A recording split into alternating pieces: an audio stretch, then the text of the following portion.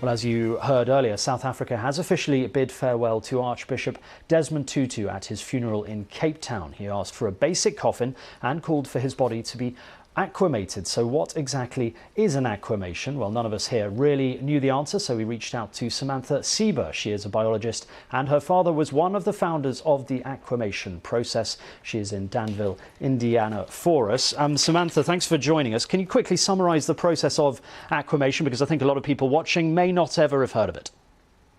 Absolutely. Aquamation is an alternative to burial and cremation, a choice that families have. Very similar end result to cremation, where the family receives an urn. Anything that you can do with cremation ashes, you can do with the ashes from aquamation. But aquamation doesn't use fire. It uses a process that is 95% water and 5% alkali to gently reduce the body to the mineral remains. The minerals are just like with flame cremation. That's what's returned to the family in an urn. There's no emissions, mercury isn't released into the air, and it uses less energy. You talk there about the fact that there are no emissions. I think that's probably one of the main reasons, obviously, that Desmond Tutu chose it. Is that why a lot of people are using this process now? I think it's a major driver and a choice. I think that these decisions are very personal, so a lot of things come into play. But either they perceive it to be a better choice for their loved one. I've heard very personal reasons like, dad spent his whole life out on the lake every weekend. This just seems like a better fit. But I do think that the environmental, that the fact that it has less impact, I think that is a big choice for a lot of people. And your father and his colleagues were key to developing this process. Can you just take us through how they came up with it? Sure. Dr. Gordon Kay and Dr. Peter Weber at Albany Medical School came up with alkaline hydrolysis back in the early 1990s.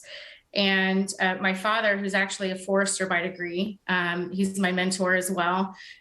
He met these two scientists and really wanted to develop that technology. He fell in love with it. He thought it was a really good alternative to some of the things that we currently, or at that time, we're doing in practice using burn technologies. And so he moved the company to Indiana where we were, and they commercialized it. And essentially, it's been vetted by the scientific community for 30 years. Brought it into medical school applications for bodies that are donated to medical science in 1995. Mayo Clinic put a system in 2005.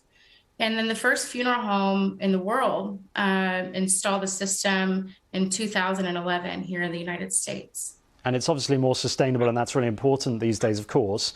There are a few issues around regulation and its expense, so I guess that will come down. But do you see this growing as an industry in the years to come? It really is. And, when we knew what we liked about it, it's been a really nice decade and a half of learning what families feel about it. And so it's been a learning process for all of us, but it certainly has a huge role in the future because it's electricity only. It doesn't rely on fossil fuels. So as we move to eliminating fossil fuels where we can, this can have a major impact globally, especially in a lot of countries that are 99% cremation. Well, it's really interesting to speak to you, Samantha. That's all we've got time for, but thank you very much indeed for explaining the process so clearly. That's Samantha Sieber live for us in Danville, Indiana.